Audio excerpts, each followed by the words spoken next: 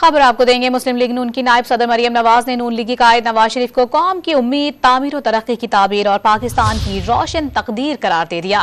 मरियम नवाज मुस्लिम league नून के पंजाब के divisional और इजलाई सदूर सेक्रेटरी जनरल के इजलास से खिताब कर रही थी।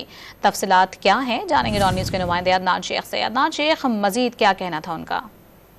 जी बिल्कुल, मॉडल टाउन नून लीग की जो मरकजी सेक्रेटेरिएट है उसमें पंजाब के डिवीजन और इजला के सदूर समेत सेक्रेटरी जनरल का इजलास हुआ है, जिसकी सदारत मरियम नवाज कर रही हैं। और इजलास में नवाज शरीफ की 21 अक्टूबर को वतन वापसी और इस्तकबाल के हवाले से मुशावरत हुई है। और इजलास में यूथ कोऑर्डिनेटर और कौमी और सूबाई असम्बली के टिकट होल्डर्स ने भी शिरकत की है। और इस मौके पर जो है मरियम नवाज ने कायद नवाज शरीफ के इस्तकबाल के हवाले से पार्टी और आवाम में जोशो जज्बे का खैर मकदम किया है। और इस मौके पर मरियम नवाज से कहना था कि कौम की उम्मीद नवाज शरीफ है, तामीर और तरक्की के लिए जो ताबीर है वो सिर्फ नवाज शरीफ है। हर वादे को नवाज शरीफ मुकम्मल करेंगे। आवाम को महंगे बिलों से निजात जो है वो नवाज शरीफ ही करेंगे। इस मौके पर जो खिताब था उसमें राना सनाउल्लाह ने भी जो है वो खिताब किया और एहसन इकबाल ने भी खिताब किया। इस मौके पे एहसन इकबाल का कहना था कि नवाज शरीफ ने हमेशा पाकिस्तान की तरक्की दी और हर बार नवाज शरीफ को तरक्की से रोका गया, जबकि नवाज शरीफ की कोशिशों से अजीम दोस्त चीन ने सी पैक की सूरत में इस वक्त पाकिस्तान में अरबों डॉलर की सरमायाकारी की, जब कोई पाकिस्तान को रुख करने को तैयार नहीं था। इस मौके पर साद रफीक ने